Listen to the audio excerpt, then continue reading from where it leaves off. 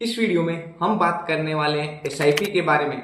SIP होता क्या है और ये काम कैसे करता है, आपको एसआईपी करनी चाहिए या नहीं करनी चाहिए, एसआईपी किस किस प्रकार से होती है। आज के डेट में एसआईपी बैंक के थ्रू भी होती है। अपना आप खुद का डीमेट अकाउंट खोल के एक सिस्टमेटिक तरीके से आप खुद भी एसआईपी कर सकते हैं और भी इसके कितने सारे प्रकार हैं। हम इस वीडियो में एक एक पॉइंट को डिटेल में समझेंगे कि एसआईपी क्या है। हम आपको तीन ऐसे तरीके से एसआईपी करने के लिए बताएंगे, तीन ऐसे पॉइंट जिसमें आप खुद भी एसआईपी कर सकते हैं। फर्स्ट पॉइंट, आप म्यूचुअल फंड में एसआईपी कर सकते हैं। सेकेंड पॉइंट, आप खुद का डीमेट अकाउंट ओपन करके उसके अंदर भी एसआईपी कर सकते हैं मिड कैप और स्मॉल कैप में।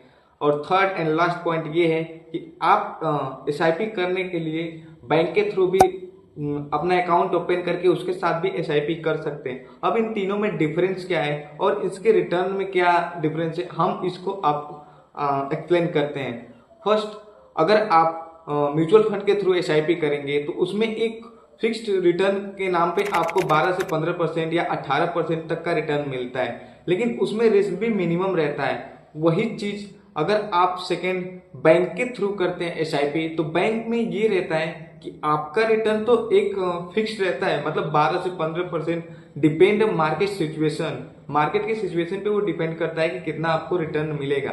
लेकिन उसमें आपका लॉस मिनिमम रहता है कि मतलब एक लिमिट से ज्यादा आपका लॉस नहीं होगा।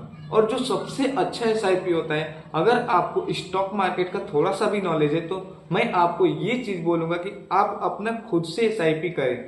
आज मिड कैप और ये लार्ज कैप को छोड़ के स्मॉल कैप में आप खुद से एसआईपी कर सकते हैं। मैं लार्ज कैप को इसलिए नहीं ले रहा हूं कि लार्ज कैप की कंपनियां ऑलरेडी ज्यादा ग्रोथ हो चुकी हैं और वो एक स्टेबल कंपनी हो चुकी हैं। और आज के डेट में जो 10 साल 15 साल 20 साल से नई नई कंपनियां ओपन हुई हैं, वो आज के डेट में आईटी सेक्टर में जैसे हो गया, टेक्नोलॉजी में हो गया और ये इलेक्ट्रिक में हो गया, इन सारी चीजों में बहुत सारी नई नई कंपनियां जो मिड कैप और स्मॉल कैप में है, इन सब के ग्रोथ बहुत अच्छे हैं। अगर आप इसमें सिस्टमेटिक तरीके से एसआईपी करते हैं तो आपको मिनिमम 20 से 25% रिटर्न ईयर का निकल सकता है। लेकिन आपको उसके लिए स्टॉक मार्केट का थोड़ा सा नॉलेज होना चाहिए, जो कि बेसिक नॉलेज होता है कि इंडेक्स क्या होते हैं, शेयर्स क्या होते हैं, बाई एंड सेल कैसे करते हैं, एसआईपी को कैसे करते हैं, सिस्टमेटिक प्लान को कैसे बनाते हैं।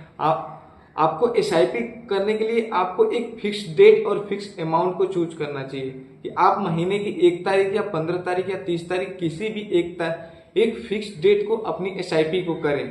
और वहां पे आप जो कैपिटल इन्वेस्ट कर रहे हैं, यानी कि 5,000 या 2,000 या 10,000 जो आपकी कैपिटल है इन्वेस्ट करने के लिए, उसके लिए एक टाइम पीरियड बनाइए कि इस टाइम पीरियड तक 10 साल 5 साल या 15 साल 20 साल आप उसके टाइम फ्रेम से काम करेंगे तो आपको 20% रिटर्न के साथ जो आपको सबसे बड़ा उसमें मैजिक दिखेगा वो कंपाउंडिंग का दिखेगा।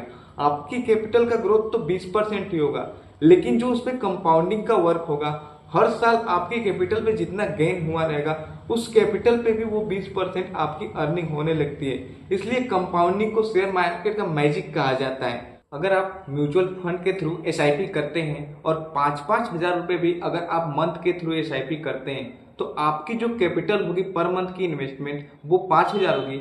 एंड ऑफ द ईयर आपने टोटल इन्वेस्टमेंट 60,000 की। अगर उस पर आपको 15% का भी रिटर्न मिलता है तो वो 9,000 होगा। यानी कि आपकी कैपिटल का जो 60,000 था वो अगर ऐड करें 9,000 तो 69,000 हो जाएगा।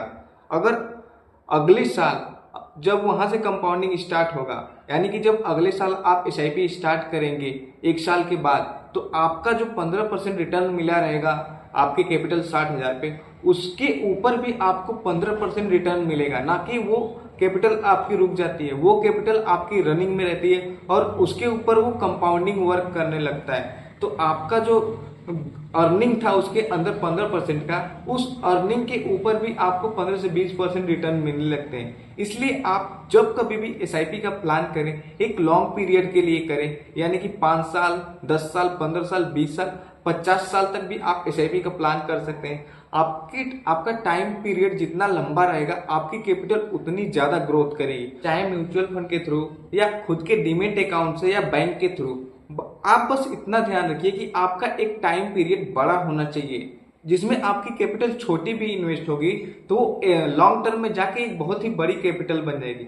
अगर आप केवल साल भर के लिए एसआईपी करें और वो भी 20,000 से करें तो उसमें कुछ खास रिटर्न नहीं आएंगे, लेकिन वही चीज अगर आप 5,000 4,000 से भी 20 साल के लिए करें तो उस पर आपको मैजिकल रिटर्न देखने को मिल सकता है। इसलिए एसआईपी आपको स्टार्टिंग में बेस्ट रहेगा। वो आपके ऊपर डिपेंड करता है कि आप बैंक के थ्रू करना चाहते हैं, म्यूचुअल फंड के थ्रू करना चाहते हैं, और भी ऐसी इंफॉर्मेशन वीडियो के लिए आप हमें कमेंट कर सकते हैं।